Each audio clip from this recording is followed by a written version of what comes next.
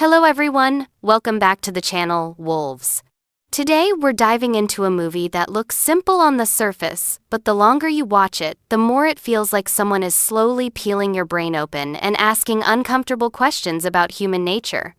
This movie came out in 2019, and it's one of those films where nobody really leaves happy.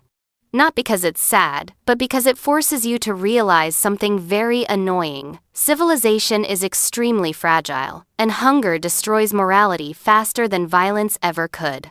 The story begins with a prison, but not the kind of prison you're used to. There are no bars, no guards walking around, no screaming wardens. In fact, this prison looks clean, quiet, and almost polite. To enter this place, every person must voluntarily give up $5,000. In exchange, they are promised something ridiculous. If they survive one full year inside, they will receive $1 billion. Yes, $1 billion. At this point, any rational person would ask one simple question: what's the catch? The answer is simple. You live inside a vertical prison. A massive concrete tower with a square hole running straight through the center. The hole goes up so far you can't see the top, and down so deep you can't see the bottom. Each level has exactly 2 people, no more, no less. And once a day, a large platform filled with food descends from the very top, stopping briefly at every level before continuing downward. This food is not prison food. This is 5-star, Michelin-level cuisine. Perfectly cooked meat, fresh fruit, fine wine, desserts that look like art. The kind of food people take photos of before eating.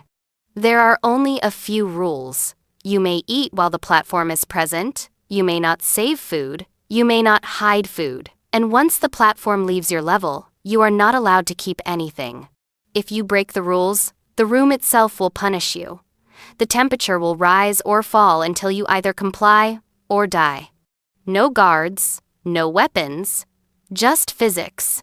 Our main character is a man named Gozin. He looks ordinary. He doesn't look brave, smart, or special. He's just a normal guy who wakes up one day and realizes he's no longer in his normal life.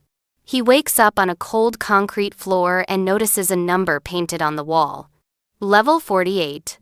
He looks around the room and sees the giant hole in the center. When he leans forward and looks down, there's nothing.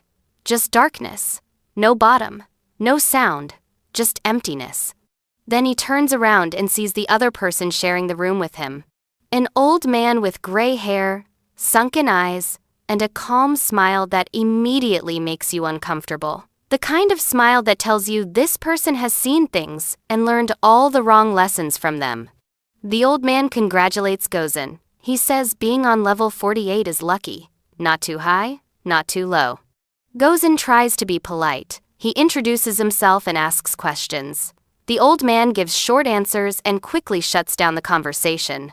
He tells Gozin not to talk to the people below them. They won't answer. And don't bother talking to the people above either. They won't listen. That sentence is strange. But Gozin doesn't fully understand it yet. Then the lights in the room change from red to green. The old man immediately kneels down near the hole and waits. Moments later, the platform arrives from above. It's covered in food. Not leftovers, not scraps. Real, untouched food. The old man doesn't hesitate. He eats like someone who's been starving for years. He grabs food with his hands, shoves it into his mouth, drinks wine straight from the bottle, spilling it everywhere. Gozin just stands there, stunned. That's when he realizes the truth. This platform starts at the very top. That means everyone above level 48 has already eaten from it. The food in front of them is what remains after 94 people have already taken their share. Whatever they don't eat will go to the people below. The old man eats without shame, without hesitation, without guilt. Gozin hesitates. He doesn't feel right eating food that's been touched, bitten, and ruined by strangers. But hunger doesn't care about pride. He tries to save a single piece of fruit, hiding it in his pocket. The platform leaves. Immediately, the temperature in the room starts rising. Slowly at first. Then faster. The air becomes thick. Breathing hurts. Sweat pours down his face. The old man calmly explains that the room is punishing them because Gozen kept food. If he doesn't return it, the heat will continue until both of them die. Panicking, Gozen throws the fruit down the hole. The temperature instantly returns to normal. Lesson learned. That night, Gozen hears screams echoing from below. Real screams. Desperate screams. Screams that suddenly stop. The old man warns him not to stand near the edge. Some people jump. Some people are pushed. Some people try to climb. Gozen begins to understand what kind of place this really is. The next day, the old man eats again like nothing happened. Gozen asks him how many levels this place has. The old man shrugs. He says the lowest he's ever been is level 132. Gozen asks how much food reaches the bottom. The old man laughs. None. People at the top eat like kings. People at the bottom eat nothing. Simple math. The old man finally introduces himself properly. His name is Chimagashi. Gozen tells him that each prisoner is allowed to bring one item from the outside world. Gozen brought a book, Don Quixote, a story about a man who believes he can change the world by fighting imaginary monsters. Chimagashi shows his item. A knife. Very sharp.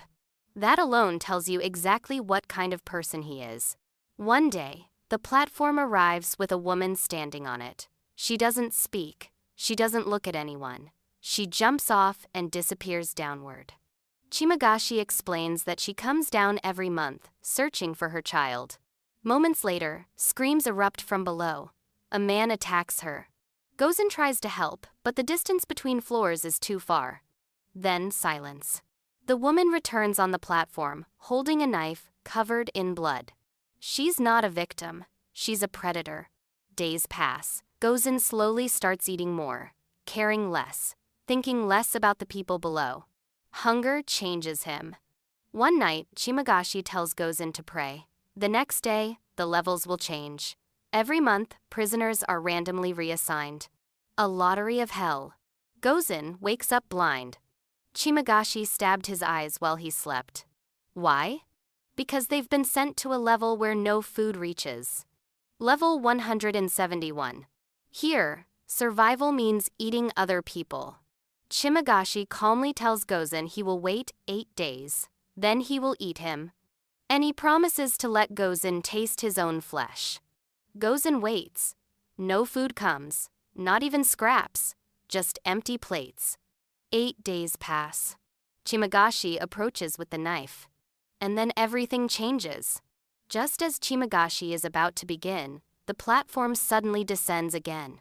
On it is the same woman from before, the one who hunts for her child, the one everyone assumed was insane. She sees Gozen tied up, half-blind, barely alive. She doesn't hesitate. She attacks Chimagashi with terrifying precision. No hesitation, no fear, just pure survival instinct. The knife moves fast, too fast.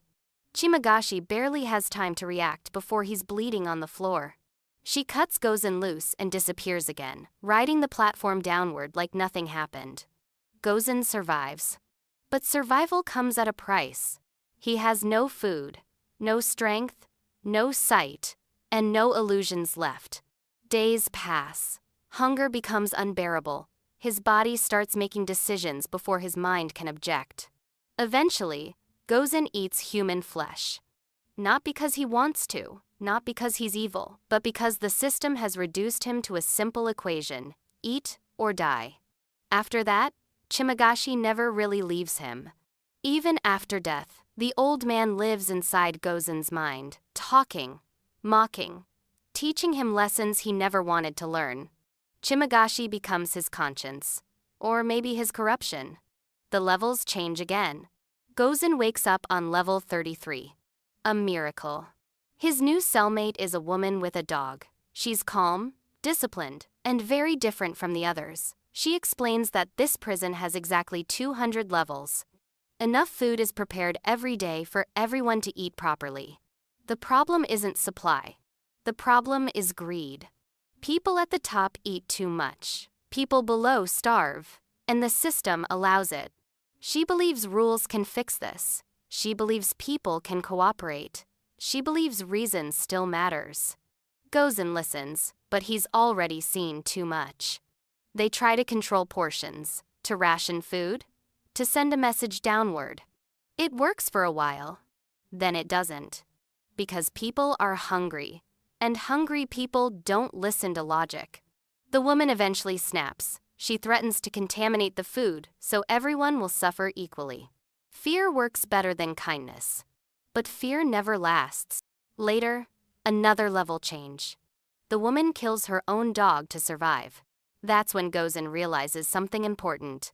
This place doesn't just punish the body, it destroys the soul in stages. Hope first, morality second, identity last. Another transfer. Gozen wakes up on level 6. High enough to matter.